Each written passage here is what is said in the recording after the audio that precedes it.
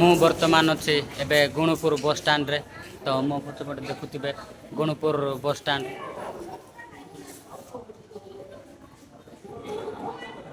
ଏଇଠି ବର୍ତ୍ତମାନ ଗୋଟିଏ ସେଫ୍ଟି ଟ୍ରେନିଂ ମିଟିଂ ଗୋଟେ ବସା ହେଇଥିଲା। ତ ଆପଣ ଦେଖିପାରୁଥିବେ। ଆପଣ ତ ଜାଣିଥିବେ ଏବେ ରିସେଣ୍ଟଲି ଗୋଟିଏ ବସ୍ରେ ନିଆଁ ଲାଗି ଯାଇଥିଲା, ସେଥିପ୍ରତି ସାବଧାନ କରାଯାଉଥିଲା। ଚଢ଼ିଲେ ଭୁବନେଶ୍ୱରରେ ଓହ୍ଲେଇବେ ସେମାନଙ୍କୁ ସଚେତନ କରିବା ଦରକାର। ଏଇଠାରେ ଆମର ଏକ୍ଜିଟ୍ ଡୋର୍ ଅଛି।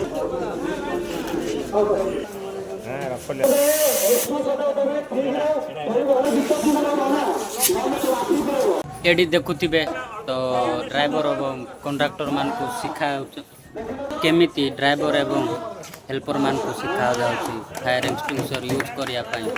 ଯଦି ଆପଣଙ୍କ ଘରେ ବା କୌଣସି ବସ୍ରେ ଯାଉଛନ୍ତି ରାତ୍ରିରେ, ତ କୌଣସି ନିଆଁ ଲାଗିଲେ ଆପଣ 101 ବା 112ରେ କଲ୍ କରିପାରିବେ।